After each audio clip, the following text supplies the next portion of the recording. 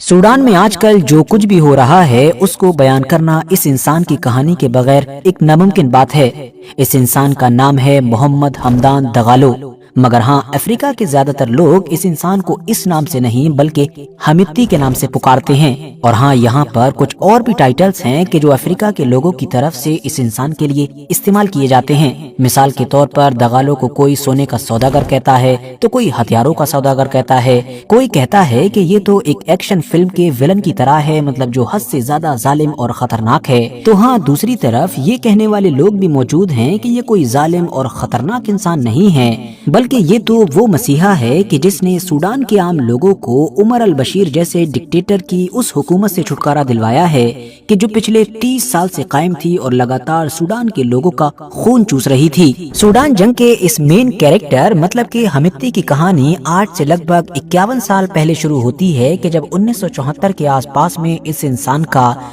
दारफोर मतलब कि जो सूडान देश का वेस्ट का इलाका है वहाँ पर जन्म हुआ था। हमित्ती का ताल्लुक सूडान के एक ऐसे कबीले से है कि जो कबीला अरबी है और साथ ही साथ ऊंट के पेशे से ताल्लुक रखता है। हमित्ती ने खुद भी बहुत कम उम्र में ही स्कूल को ड्रॉप कर दिया था, पढ़ाई लिखाई को अलविदा कह दिया था और यही जो ऊँटों की तिजारत का पेशा था इससे जुड़ने का फैसला कर लिया था। और फिर इसी पेशे के जरिए से ही हमित्ती ने अपनी जिंदगी में आगे बढ़ना शुरू किया था। यहाँ पर आगे बढ़ने से पहले अगर आप लोगों को नहीं पता है तो बताते चलें कि सूडान आमतौर पर हिस्टोरिकली दो तरह के लोगों में बटा हुआ है। पहले तो वो हैं कि जो नस्ली तौर पर अरबी हैं और अरब कबीलों से ताल्लुक रखते हैं, मतलब उनके बाप दादा किसी दौर में अरब के इलाके से यहाँ पर आकर आबाद हुए थे और यही लोग आज सूडान के अंदर मेजॉरिटी में भी हैं। जबकि जो दूसरी तरह के लोग हैं कि जो माइनॉरिटी में भी हैं वो दरअसल वो हैं कि जो नस्ली तौर पर गैर अरबी हैं। अब क्योंकि सूडान के अंदर लंबे वक्त से हुकूमत का ताल्लुक अरबी लोगों से रहा है तो ये जो गैर अरबी नस्ल के लोग थे, ये जो कबीले थे,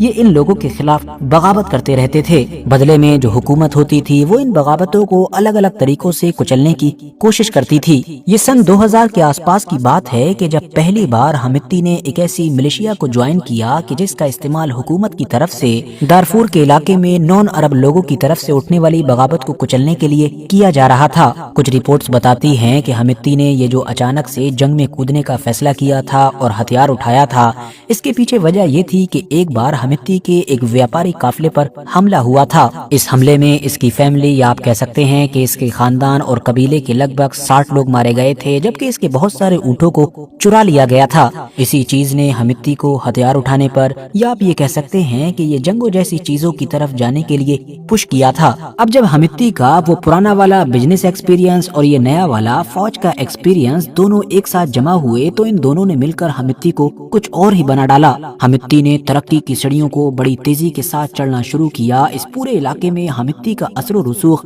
बड़ी तेजी के साथ बढ़ा।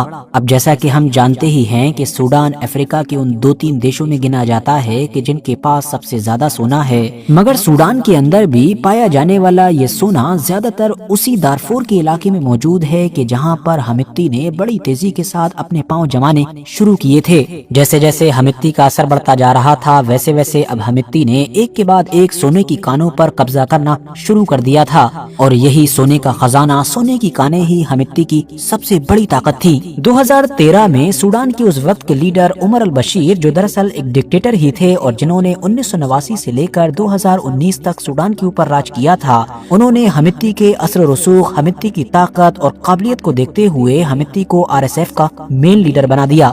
अब ये जो आरएसएफ नाम की फौज थी, ये जाहिर है सूडान की मेन आर्मी तो थी नहीं, बल्कि मेन आर्मी एक दूसरी थी। ये दरअसल एक सेकेंडरी फौज थी, एक पैरामिलिट्री फोर्स थी कि जिसको उमर अल बशीर ने बनाया ही इसी इरादे के लिए था कि ताकि जब भी उसकी हुकूमत के खिलाफ कहीं बगावत हो या कोई आवाज उठाने की कोशिश करे तो उसको इसी सेकेंडरी फौज मतलब कि आरएसएफ के जरिए से कुचल दिया जाए। तो इस तरह से आप ये कह सकते हैं कि 2013 आते आते हमित्ती ने अब सूडान स्टेट के अंदर अपनी खुद की एक नई स्टेट बना ली थी।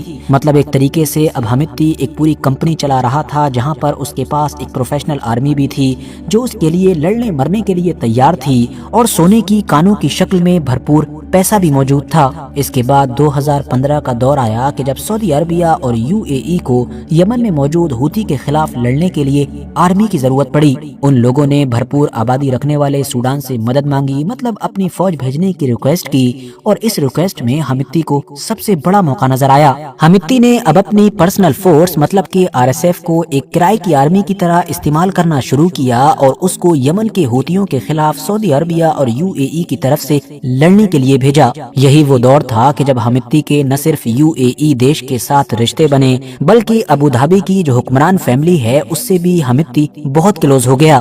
रशिया का वो वैगनर नाम का फौजी ग्रुप तो आप लोगों को याद होगा ही, इसके साथ भी हमिती ने किसी दौर में काफी कोऑपरेट किया था। इसके साथ कोऑपरेशन की वजह से हमिती की जो आरएसएफ थी उसके फौजियों को न सिर्फ एडवांस ट्रेनिंग मिली, बल्कि दुनिया भर में सोने के कारोबार में भी काफी फायदा हुआ। तो अब हमिती के पास फौज की ताकत और सोने के व्यापार के साथ साथ बाहरी दुनिया की मदद भी थी। इस पूरे इलाके पर हमिती का इन्फ्लुएंस और ताकत इतनी ज्यादा बढ़ चुकी थी कि सूडान तो छोड़िए, बल्कि बॉर्डर से लगे हुए आसपास के जो बाकी देश हैं वहाँ के नौजवान भी आरएसएफ को बढ़ चढ़कर ज्वाइन करने लगे।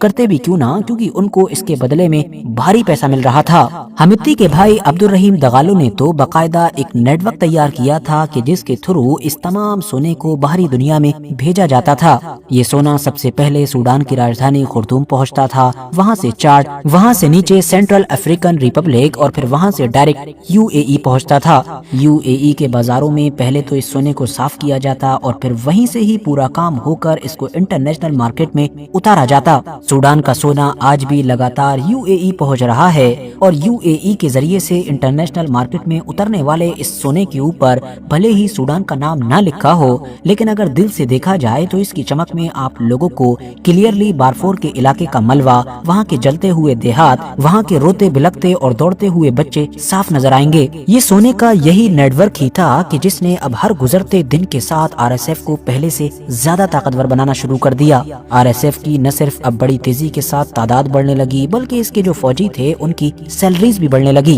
पैसा भरपूर था तो इसीलिए अब इन लोगों ने दुनिया के एडवांस से एडवांस हथियार खरीदने भी शुरू कर दिए, जिससे अब हुआ ये कि खुद सूडान की जो मेन आर्मी थी उसको आरएसएफ से खतरा सताने लगा, क्योंकि मेन आर्मी अब क्लियरली ये देख पा रही थी कि आरएसएफ सूडान देश के अंदर ही एक नया देश बन चुकी है, जिसके पास वो सब कुछ है जो किसी भी एक आजाद देश को चाहिए होता है, मतलब कि आर्मी, पैसा, सोर्सेस और इसके अलावा बाहर का सपोर्ट। 2019 में आम लोगों के साथ मिलकर इन दोनों ही फौजों ने उमर अल बशीर की जिसकी हुकूमत पिछले 30 साल से चल रही थी उसको तो गिरा दिया और उसके बाद सूडान की हुकूमत पर कब्जा करके आपस में ही दोनों ने मिल बांट कर राज करना भी शुरू कर दिया था। मगर जाहिर है दोनों के बीच एक दूसरे को लेकर शक तो पहले ही पैदा हो चुका था। दोनों एक दूसरे को अपने लिए खतरा भी समझने लगे थे, इसीलिए बहुत जल्द ही वो सब कुछ हो गया कि जिसका डर पहले से ही सता रहा था। मतलब इन दोनों के बीच एक चिंगारी उठी और फिर एक ऐसी आग लगी कि जिसने सूडान के अंदर सब कुछ जलाकर खाक कर दिया। मतलब उस सिविल वॉर का आगाज हुआ कि जो 2023 की बिल्कुल शुरुआत में शुरू हुई थी और अभी तक लगातार जारी है। इस भयानक सिविल वॉर की रुला देने वाली पूरी कहानी हम ऑलरेडी आपको अपनी एक पिछली वीडियो में सुना चुके हैं, जिसको आप लोग डिस्क्रिप्शन में दिए गए लिंक के जरिए से देख सकते हैं।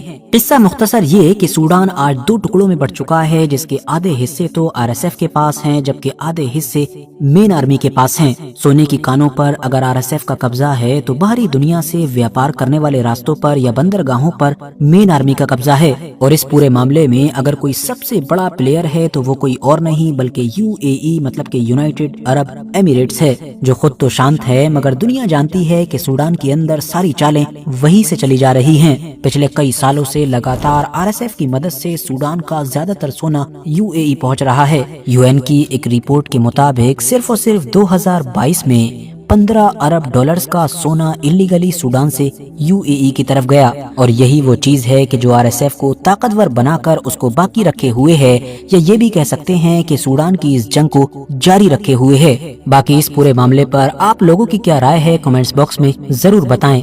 वीडियो अगर जानकारी से भरपूर लगी हो तो लाइक करने के साथ साथ दोस्तों के साथ जरूर शेयर करें और ऐसी ही नॉलेजेबल और हिस्टोरिकल वीडियोस हमेशा